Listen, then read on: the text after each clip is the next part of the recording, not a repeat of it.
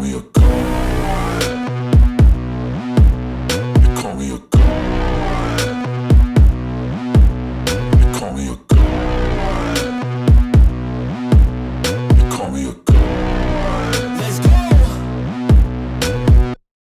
I'm about to go off like a weapon. Fuel to the top, gotta feel the tension. In my thoughts. Welcome back, everybody. Hit that like, hit that subscribe, comment down below. Let me know what you think about this video, and also join the membership if you want to support the channel. But today we're going to be talking about a couple of players in training camp, but mostly JAELEN PHILLIPS, and basically how JAELEN PHILLIPS is turning into, I think he's going to be a star in this league. I mean, we're looking at the guy, and he's basically racking up 2 to 3 sacks every single day in every single training camp practice. I mean, tell me one day that we haven't heard about him racking up sacks. Every single day he's been getting at least 2 if you haven't been watching training camp. And when he's coming off, he looks almost unblockable. Like, I don't think I've seen in the training camp so far, in any joint practice, anybody that can really just pull him down and stop him, except for Austin Jackson that one time. Austin Jackson did put JAELEN PHILLIPS on his butt, so that was kind of cool. But JAELEN PHILLIPS has been really just dominating, and I haven't seen something like this since like a Cameron Wake, Jason Taylor type of situation. But the guy's work ethic is, bar none, better than I've seen with most players. I mean, I think in a couple of years you're going to have the one of the bigger leaders on this team, just by how he's approaching the game and how he's getting better every single season. So JAELEN PHILLIPS, I think, is a dark horse to have about like 15 sacks this season. I think he's going to have a Cameron Wake type of season, because he just looks, so fast, so agile. He just looks unblockable, man. And, you know, I think coming into this year, the defense, our defense is going to be rock solid. I think our defense is becoming crazy, man. I mean, not only do you have a JAELEN PHILLIPS on one side, but you have a Bradley Chubb on the other side, who I think people are not really talking about, but he's having a great training camp too. And I think he's coming into this year, he's going to be another defining factor. And then you have Christian Wilkins, and then you have Zach Sealer, and that's just the defensive line. Raekwon Davis, even what is it? Mitchell Agood is coming on too, another pretty decent undrafted free agent.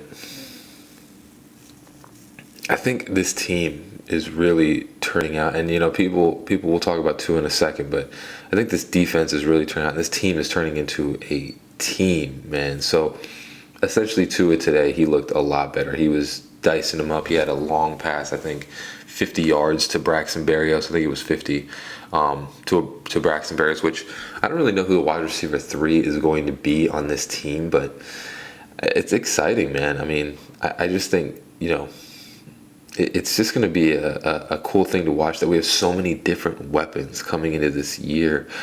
And the only thing that I think that we need to fix, the offensive line, man. I don't know. I don't know what Chris Greer is trying to do for this offensive line, but I'm not really confident in it. It's sus, man. It's suspect. And yeah, I think Teron Armstead going down, I mean, it's something that we always knew was going to happen. You know, Teron Armstead seems to go down all the time. And, you know, if we're going into this year and, you know, he's already getting injured, I don't know, man. I think we need to add somebody or do something, man, because I know they like a lot of the players that they have, Lester Cotton, but I mean, we need to do something about this, because Teron Armstead is a great player, but he keeps going down. So that's a void that you have to fill. It's a void that you have to fill, because, you know, you can't count on him to be on the field all year. And that's been something that's been a problem with him for a while. That's something that we knew we were getting when we got him. But it's a problem, because 5, 6 of those games, you know, you have to put somebody else there. But yeah, I just want to go back to JAELEN PHILLIPS, man. I think JAELEN PHILLIPS, I think we're going to have probably one of the best, if not the best, pass rusher in the league next year. I know that's a bold statement. I know it is. But just what I'm seeing right now, I mean, like I said, I got to talk about him again because it's just, bro. I mean, you see this guy come into this season, and we all knew he was going to take a step forward, but you see the way that he's taking a step forward. It's pretty crazy. I mean, he has so many moves that I've seen in these different training camps, like the swim move, the power move, the bull rush, all the different things, the sweep, the run around, the speed. It's just there is not, and he knows when to use them. It's like he knows which one to use. He knows what he's trying to do, and it's just you have a pass rusher like that, like a Nick Bosa or Joey Bosa, players like that. You have somebody like that. I mean, it turns your defense around, and the system is fitting him much more too, because now he's going to have those one-on-ones.